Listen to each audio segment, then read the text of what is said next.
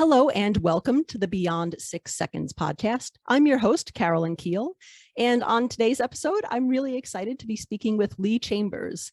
Lee is a business psychologist and founder of Essentialise Workplace Wellbeing. He has a diverse career, working in a variety of fields, from elite sports to corporate finance, and launched and sold a video game business along the way. He now supports organizations in designing and delivering well-being and inclusion strategies, and offers bespoke, engaging training and workshops. He's the current Great British Entrepreneur of the Year for service industries and can often be found speaking on gender equity and menopause in the workplace. I'm excited to learn more about Lee's career, as well as our main topic for today, which is Lee's experience as a Black autistic man. Lee, welcome to the podcast. Pleasure to be with you today. Yeah, it's really a pleasure to speak with you, and I'm excited that we connected and that you said yes to sharing your story on the show. When did you discover that you're autistic? Like, how did that discovery come about? Yeah, so interestingly, Caroline, it was quite recent as an adult. And obviously our understanding around neurodiversity has increased massively over the past 5 years. But my own journey actually started on the diagnosis journey for my son. So going through the process with him and having a variety of meetings with different medical professionals. On that journey, we actually met with an educational psychologist who was doing a report for my son as we kind of went through that diagnosis schedule of going through that to get him the support that he deserves and to get more clarity on his situation so that he can get as much from his education as he possibly can. What actually happened is, speaking to that educational psychologist, obviously in the diagnosis journey, there are parental interviews. And it was during those parental interviews that the educational psychologist, right at the end, said to me, "The apple doesn't fall far from the tree, does it?" So that really kind of had me thinking and realizing that, yeah, as a young boy, I was always, a bit different. I was always a bit of a misfit. I was always the weird one. I was always the one who was doing things that other kids thought that was a bit strange. And I've always had really strong things like pattern recognition, ability to retain information and play with data in ways that other people couldn't. And a very driven obsession almost about trying to understand people and why they do what they do and how the world is the way that it is. And that kind of has always been something for me that's been curiosity. So even now, as I approach 40 years old, I can be very childlike, asking questions, wanting to know why things work. And, in the marketing of adulthood, you're not really supposed to be like that after you've turned, 20. You're supposed to not want to play. You're supposed to not want to ask questions all the time. You're supposed to not be curious. And I didn't really like how that was marketed to me. But from my perspective, Caroline, it's obviously a big part of it was really kind of around understanding that and then having that chance to go on my own diagnosis journey, which in itself caused lots of moments of reflection on my own experiences and how they played out, understanding my own strengths and really getting, clear and appreciating the weaknesses as well, the things where I struggle and the challenges that I have, because those have become kind of part of who I am.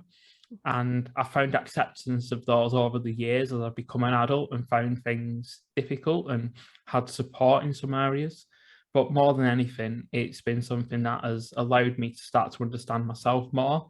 It has taken some acceptance and some work to get there too, but has made me even more of an advocate for the next generation to have that opportunity earlier and come and grow into a world that is more accepting, more understanding, and more likely to build the environments and conditions for them to bring their amazing talents, bring them to the fore, and to be able to feel, an element of comfort and understanding around the challenges that they do have as well. Mm-hmm. Yeah, that's really interesting that your diagnosis, one, getting it through your son's experience. And I feel like sometimes for people in our generation, I hear that story pretty often. There's a lot of times people discover it through their children getting diagnosed officially and then start to think about it with their own lives. I think it's great that it's kind of kicked off this self-reflection and kind of looking back on your life and I've always found it interesting that a lot of these characteristics that I feel like the business world actively tries to cultivate, like being curious and asking questions and the concept of play with through, in the concept of innovation, are things that a lot of autistic people do naturally as adults, but for some reason businesses haven't quite made the connection yet between like, oh, hey, these, are somewhat common autistic strengths and maybe we can, integrate that into business. It's so critical for innovation and growth, things like that. It's really cool. Yeah, and I think businesses themselves are starting to see that and understand it, but it requires the conditions and it requires breaking of structures and how things have always been done to actually, even for many autistic individuals, to get the opportunity to be in the workplace doing work that's meaningful to them, where they're able to use those strengths.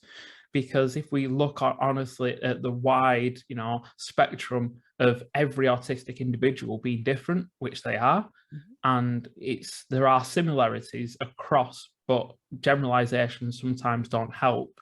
But we've got to be honest and look and realize that those strengths quite often need certain conditions to be cultivated and to be, most utilized.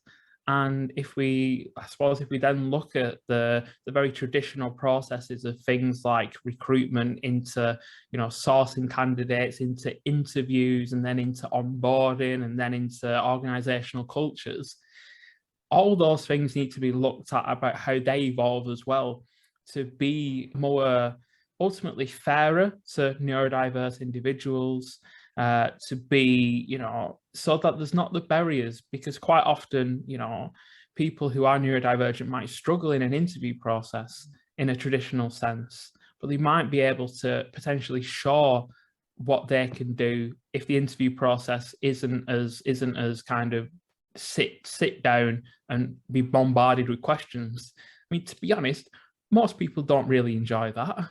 And the bigger scheme of things is, are you interviewing for someone to be an interviewer?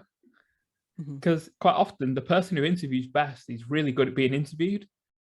Might not be the best person for the actual job, because very few jobs are actually interviewing and being interviewed. If you're a politician, maybe, but for many jobs, it's actually the skills that you have, and is there a place for you to utilize those skills? So many businesses are starting to become more aware, and they are creating, conditions that are better and are more adaptive and more flexible. But that's a continuing process, and I think that, companies are in different places with that, but the ones that have started to really embrace it are really now, especially in these slightly chaotic and turbulent times, really in a beneficial position, because they have people within the organization who think differently, who have that cognitive diversity to look at problems from different angles and come up with, innovative and novel solutions to the challenges that we face as a species. And that in itself is a competitive advantage, but you've got to put the work in to create the foundations, really the soil for neurodivergent people to plant themselves in and then grow into amazing things. You're right. You have to have the right conditions, because a lot of hiring processes and corporate culture just are not necessarily geared towards, well, one, sometimes the interviewing has nothing to do with the job at all. And as you said, a lot of people really don't enjoy that process. It really is a totally separate skill and separate activity a lot of times from the job. So the companies that are really thinking about this critically and doing the work to get it right and build those cultures, everything from hiring to, the whole lifespan of your career, are the ones that will really be able to find advantages in this chaotic world that we live in right now.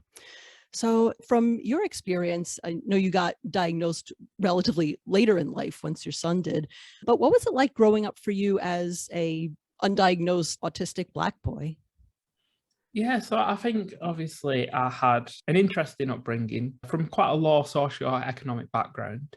My parents were teenagers when they had me, so I was quite the surprise. But my parents were always very supportive and wanted me to be able to achieve more than they would. And that was a kind of a positive foundation that was built from my parents and a certain work ethic. So obviously, from my perspective, in education, I was able to excel in many ways because of some of the skills that I have and some of the strengths that I have as well. And that was kind of recognized quite early. in my childhood. So I was very much pushed in that direction. I suppose I was quite an interesting child. I could tell the time on an analog clock before I was 3. Wow. And I could play around with times tables and multiplication and division, before I was 5. Wow. But at the same time, I couldn't tie my shoelaces until I was about 9. There was checks and balances there, and I had some strengths which, really had people thinking, wow, that's really cool. But also at the same time, there were basic things that I couldn't do. And I'd probably quite often be found with my claws on the wrong way and things like that. So, my childhood I look back and reflect on it as a positive time, even though, along that way I was bullied sometimes as well. Sometimes I was quite isolated. And I did have a few friends, and I did kind of model and mask quite well socially. So I wasn't always kind of lonely and on my own. But as I kind of came into a world of digital adoption, I found some solace in working with computers, because I was able to suddenly have access to, games where I could create worlds. I was able to then look at creating games themselves and kind of play with, word processing and spreadsheets, and just be able to kind of do some of those things that I found enjoyable that everyone else thought was crazy. But really, from my perspective, the whole understanding of neurodiversity and even diversity as a whole back when I was a child was very little. And I think that some of my traits around, being quite curious, asking lots of questions, not really having a lot of boundaries in terms of child to adult communication. I would talk to adults like I was an adult as well. I literally had this idea that there shouldn't really be those social structures where I couldn't ask adults questions. They had information and experience that I wanted to know. So I felt that I had the right and authority to ask any adult that I wanted, any question that I wanted. And obviously that got me into some really interesting situations, sometimes some really good ones. And, as a 7-year-old talking to, important people, you were seen as someone who was brave and courageous and, really kind of outgoing. But at the same time, it got me in trouble because lots of adults don't really like to be interrogated by this little child. Some on one side, I was this curious trailblazer of a child, and on the other side, I had a bad attitude, didn't respect adults, and was, generally at times considered not the best behaved because I didn't fit those societal behavioral norms of a little child.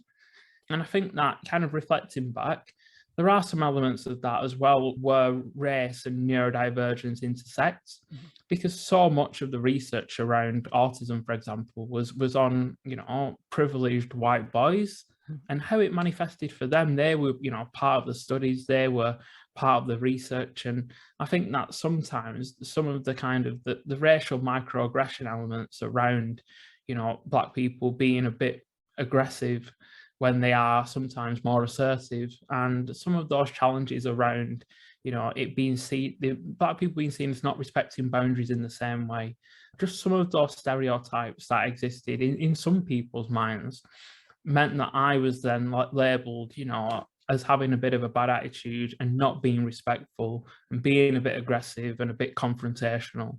And even in my own challenges around communication, that obviously then amplified that a little bit, and me not being able to pick up those social signals as easily, and aspects around body language to see when people had kind of had enough. So that then, I suppose, led to me sometimes being labelled as awkward, as difficult, and as a bit of a challenging person to be around. It was difficult, especially making that adolescent to adult transition. And I did have some, struggles at university with my own mental health. It was partially due to that, but obviously that's easier to reflect upon now, understanding a lot more about myself, a lot more about the world, and a bit more about how diversity, neurodiversity, inclusion, how things intersect. So I suppose looking and reflecting back, I see things now that I didn't really realise at the time. But I suppose it's interesting to kind of see and understand, and now see how I can bring that experience forward to help other people as well. Yeah, there are really a lot of intersections. Sometimes once you get that diagnosis, or once you have that discovery that you're autistic, kind of look back and like, oh, I kind of see how all the pieces fit together. And yeah, the intersection with race is another big one, because as you said, a lot of, well, almost all the research is based on like little white boys, and still a lot of the public's perception still of autistic people, they think of like a white man or a child, a white child. Fortunately, with social media, more people like you and people from all different backgrounds who are autistic are sharing their experiences, so people can learn more. Autism, it's not limited to any particular race or gender or background or anything like that. So it's really good to hear these stories. Yeah, and I think it's important as well, especially around how it kind of manifests in females. That's something that has had such little focus over the years, to a point where, there's so many women now that I know who are finally on that pathway to diagnosis, in the 40s and 50s, brilliant women who've achieved amazing things, but they've always had the handbrake on, because they've always, they've been able to model and master their way through things. They've utilized what often is more nuance around communication and higher levels of emotional intelligence to evade any point where they could have been diagnosed, against the backdrop of such little research into how it does appear within women. It's one of the things that I'm passionate about as well, is that if we probably take a real step back and look, I believe that the neurodivergent split will be 50-50. Yeah. And it's a spectrum condition that impacts the whole spectrum of human beings. And it's going to be such an interesting journey to see how that comes across, as so many grown women start to get diagnoses and are able to understand themselves and feel an element of liberation, and are able to come together and actually collaborate with other neurodivergent women to create amazing spaces and do amazing things. Because again, it's that intersection where, if we honestly look at a lot of the challenges we face in the world, and we look at how the structure of the world is, it's the privileged who are sat down trying to come up with solutions. Rooms full of old white men, more often than not, with a lot of groupthink, and their idea of heavy innovation is to tweak a few things. And a group of neurodivergent women will take a problem and they will look at it from a number of different angles and get to a solution really quickly. So a group of neurodivergent women can probably solve most of the world's problems sat around a table. That's my honest opinion. So yeah, that's what I'm advocating for.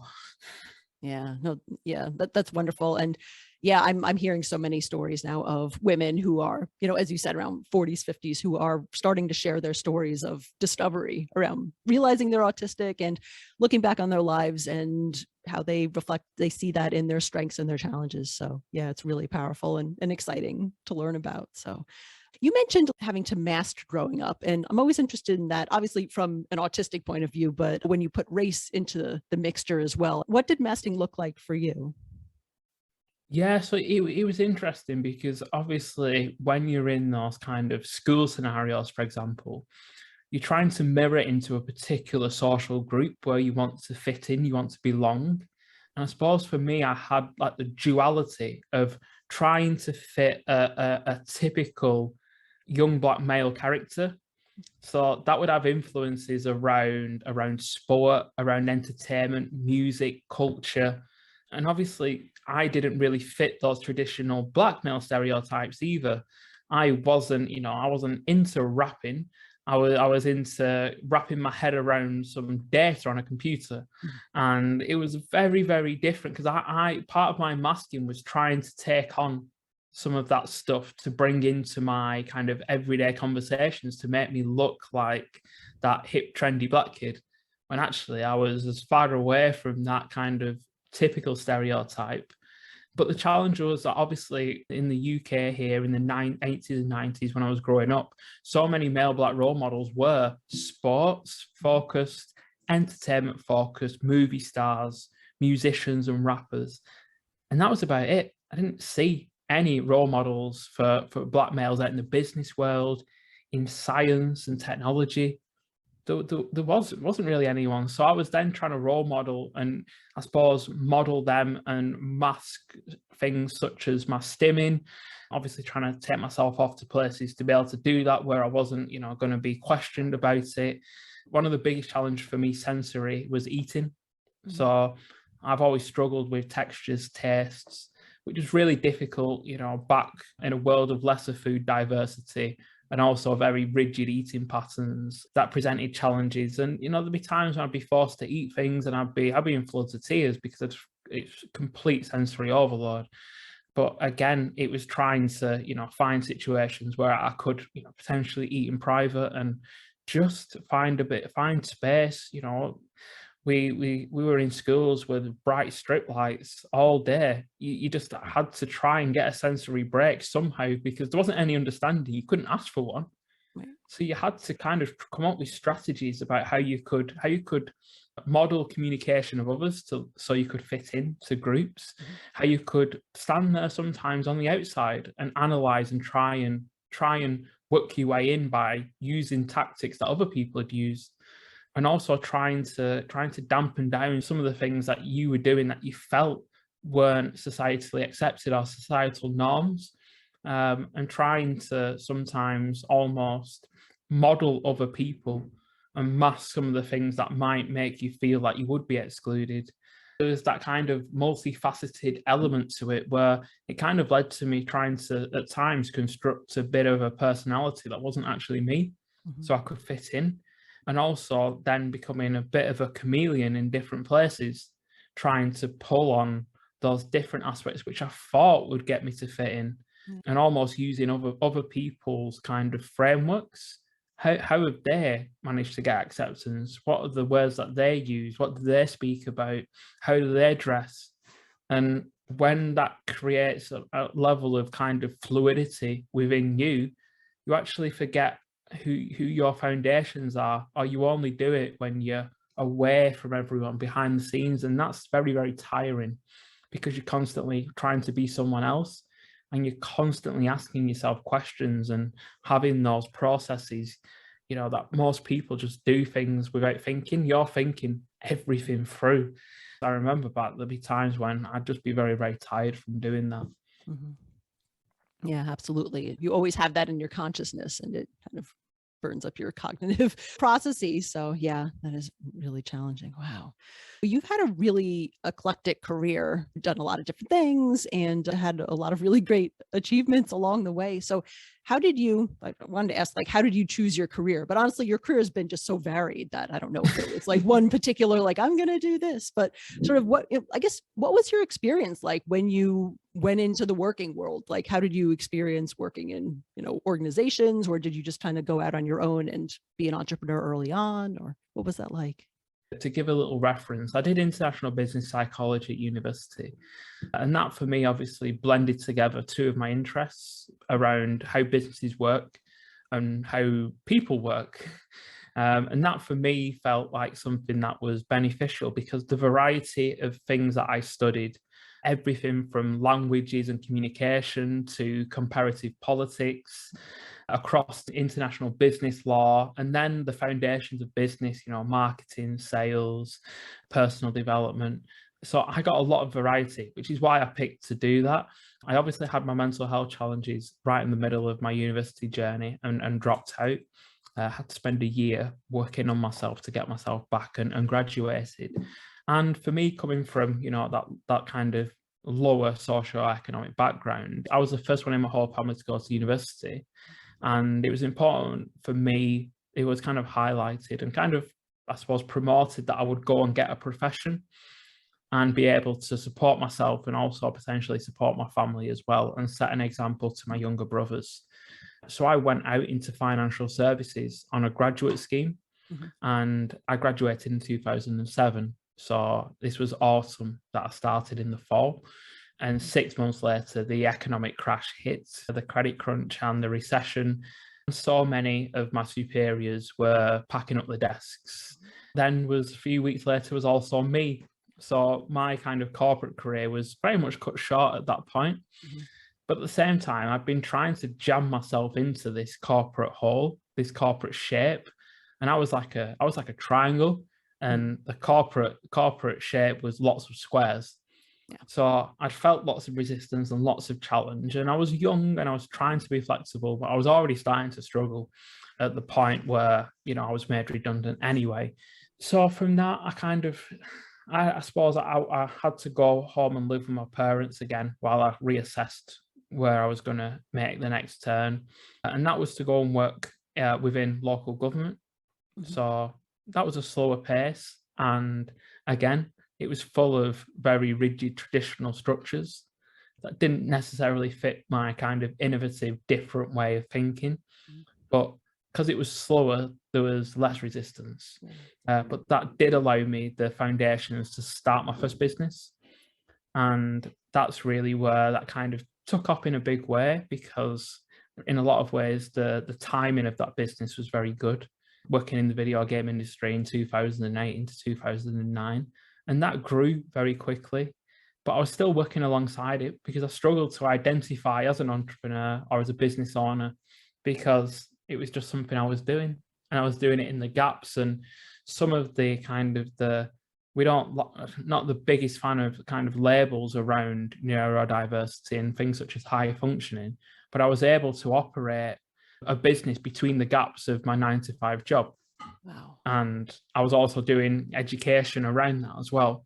So I was able to kind of do that quite effectively because of the pace and tempo and the ease of which I was able to work the business. For a number of years, I was doing that. I then got to a point where austerity hit in local government. So there was cost cutting. So I left because I didn't want to take away someone else's potential wage. But then I started working at a careers charity to give back to those people who'd been made redundant, who, I had only a few years before, and taking them on a bit of a journey to understand what they enjoyed, what they liked, how they could build a meaningful and purposeful career.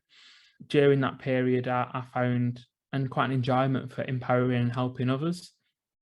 But we're still running the business. And I suppose the big change point for me, Carolyn, was when I became unwell. In 2014, my immune system failed, and suddenly my body kind of shut down. And when I was back up and running, I couldn't walk. So I had to learn to walk again. And that was a real kind of transition point for me to be able to realize, ultimately, I had a successful business, but it wasn't making a difference to the world.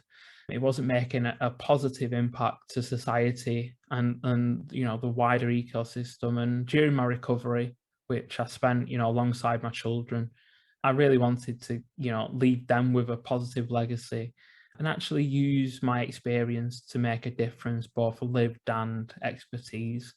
So that kind of led me to end up setting up my workplace wellbeing business that I own today. And I launched that after my son and daughter had started school, because I spent a period of 4 years at home with them, running my business in the gaps, but actually finding just how much you can learn by being an active and present parent, and how the bond that I've built with my children is something that no amount of time in the future or no amount of money or status or power can actually ever give me. Now I enjoy working with a range of companies, helping them to look at wellbeing strategically, look at some of the things that they should be considering, look at the potential challenges they might face, but also, ensuring that people within an organization feel like they are appreciated and valued, that they have got, and are enabled to be as healthy as possible, and that a business itself understands how powerful wellbeing is as a competitive advantage, and as a way to create a healthy business and a resilient business through having people who do connect to the business, feel like they belong, and also, are able to do their best work for the company and enjoy the life outside of work as well. Wow. Yeah. And that's so important. I know companies talk about really struggling with that a lot. And there's a lot of interest, at least in the States, from companies who want to cultivate that culture of well-being and have employees who are engaged in taking care of themselves. What's it like actually working with these companies? Do they get surprised sometimes with some of the recommendations that you have for them in terms of how much they need to change or what they need to change? Generally, how receptive are companies once you actually start getting into the hard work with them? Yeah, so I think one of the big things is we do with clients is the first thing we do is really assess the readiness. because different companies are at different stages of readiness.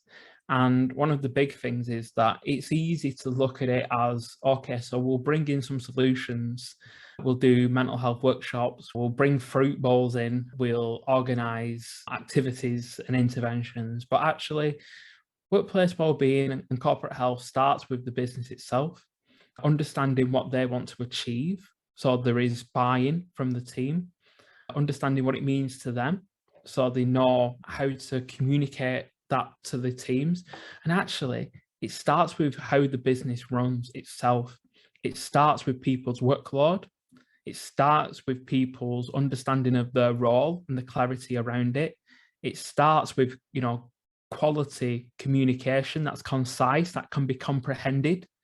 And so often it starts with people feeling valued and appreciated, feeling that they belong there and can be human at work, and actually start to be able to have processes that allow them to know what they're doing and give them some autonomy to be able to go and do it. And that's kind of counter to a lot of the stuff you kind of hear out there about, oh, well, you just need to bring in a motivational workshop and everyone will feel well. Well, actually, well-being is a skill, and you need to build the foundations as a company to give people the best opportunity to be well. And obviously, the work I do is really looking at some of those people and process aspects before we even start looking at adding that value through, how can we help and empower people to become more skilled at looking after themselves? And how can a company offer and provide that support and be proactive in terms of building that rather than reactive? So I must say, here in the UK, and I do have a few clients in North America as well, is that those who are ready to open the bonnet and start to look at the business a bit are the ones who get the most benefit. The ones who just I want a solution, I want to tick a box, I want some nice certificates and accreditations to say I've done it, but don't actually start to measure it and embed it and find out how they can actually evolve it to become even better. They're the ones who are not getting the benefit because they're just ticking a box and just wanting to make it look shiny on the surface. And then, shouts on social media about how nice their place is to work. When actually, if you do it properly, it attracts talent. You know what, Gen Z, a lot of them are, I don't want to hear, I want to see it. I don't want to know what you've done, I want to know what you're going to do. And I don't want fancy graphics and black squares and rainbow flags on your social media. I want to know what it's like when people are not watching. And that's such a big thing moving forward, because they are the next generation of talent and they are the curious, questioning ones, just like I was, except it's just how they've grown up, because they live in a world of fake news and greenwashing. Trust is so important. And that's one of the things around well-being is, if people don't trust the business, how can they ever be well? And how can they ever feel that they're trusted to go and look after themselves? So there's lots of different facets to it, but it's all about where you are in that readiness. And sometimes companies need to actually do work on their culture before they even start doing work on their well-being. Yeah, absolutely. Yeah, so many different facets to it. It's interesting that Gen Z it sounds like really, really demanding that authenticity, and, they want to see your actions. It's like a common phrase. It's almost trite about like, don't tell me what you're going to do, show me. But now the pressure's on, like really, people really do want to see authentically, what are you really doing and how are you making these safe and healthy cultures and environments and organizations where people can thrive and use their skills and be well at the same time. And you speak on a variety of different topics. You talk about gender equity and you talk about menopause as well, which that was interesting because I don't know anyone in a business context who talks about menopause. So tell me about what kind of things on that topic you talk about.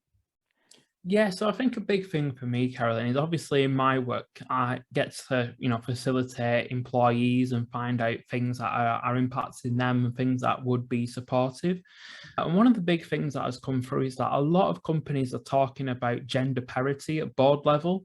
They're talking about greater gender diversity in the teams and getting that more divergent thinking in by having, more experienced women. Now, obviously in my kind of role, what I generally see is that for a lot of women in the workplace, the barriers, the resistance, the obstacles they've had to scale through everything from, maternity to motherhood to menopause, have really put them in a place where they've had a real journey to get to where they've got to within their career. And they've built really diverse and honed skill sets to be able to do that. Now, a lot of businesses are then saying, oh, well, I'm losing my female talent. Like, what can I do? And so often it's actually speaking to women.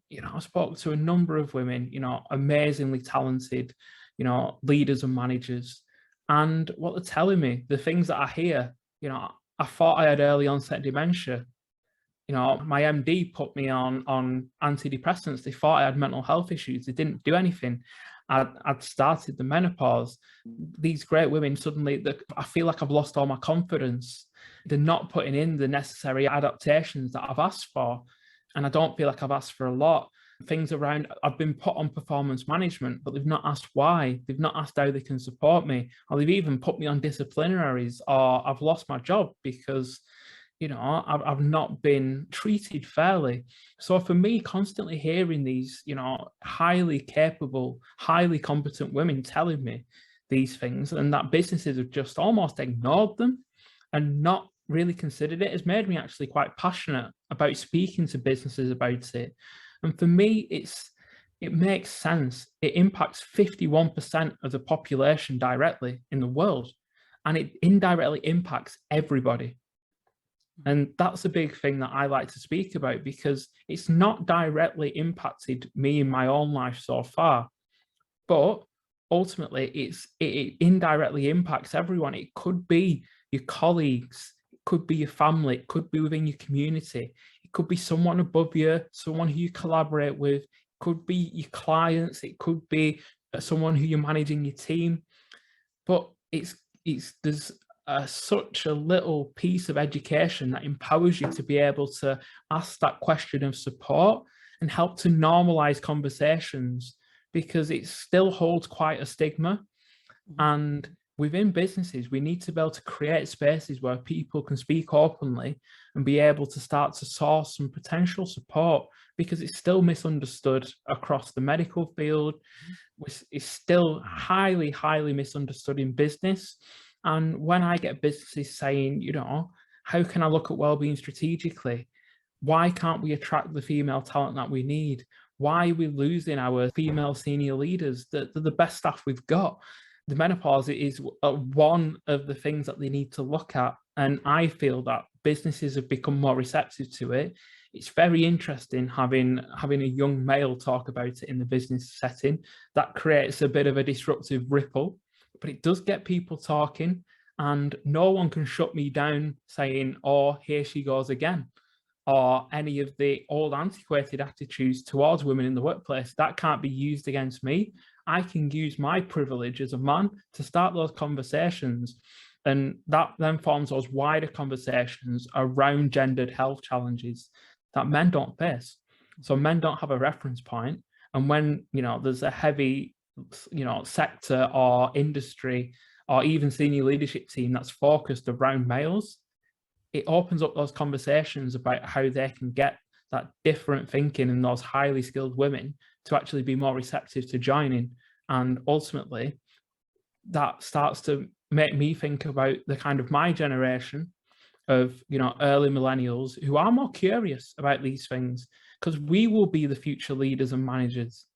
And if they can be more receptive to it, by the time they get to positions, hopefully we will see more gender parity at board level and in senior leadership teams. We will start to see more female-led businesses getting the funding and being respected on a global platform as they should do, because I want to be part of that change. And I feel that it just makes sense. It just makes logical sense. My autistic brain says this is something that has been ignored, and it's like a fire burning in front of you and people just saying, just leave it. Just leave it. And that's how I see it. So that's why I'm so passionate about it. And that wider gendered health piece is part of the book that I'm writing with a fellow American psychologist, looking at why don't we address these things that only impact women? Is it because the health system's been created for men, and then men are really bad at accessing it, which is a paradox in itself? Wow. Yeah, I would imagine a lot of women, because of those challenges and those misunderstandings, may, even when you're going through menopause, you may not realize that you're changing because it's menopause. Either your doctor's telling you it's something else, or you're a different age than you would expect to go through it. So it's almost like, building that business culture that's supportive, or at least curious, and asks questions without the person having to know or disclose that they're going through menopause. It's kind of like neurodiversity that, a lot of Yes. people are don't realize that they're neurodivergent in the workplace, but, we don't have to go around and like diagnose and designate everyone. It's about building that culture where everyone can thrive and everyone can be curious about why people are doing things, and support them. Yeah, and I think that's the thing that I love to foster, is that curiosity, that culture of care, and that real question of, if someone is struggling, instead of stepping in and trying to fix them, instead of stepping in and trying to punish them, step in and say, how can we support you? Is there anything that we can do?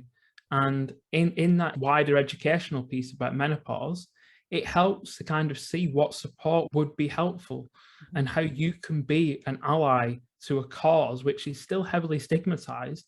But if you can create those spaces to start to normalize those conversations, if you can bring in a wider educational awareness piece for your organization, then we start to move away from the ridiculous stereotypes and jokes that are made that are, at the end of the day, microaggressions on a regular basis against women. It's like, it just doesn't play out. And obviously, even for some of the more kind of multi-layered situations where we've got, transgender individuals who might potentially be going through the menopause and puberty at the same time, and even down to men themselves who've had to take hormonal medication due to numerous conditions, they actually go through the menopause as well due to that.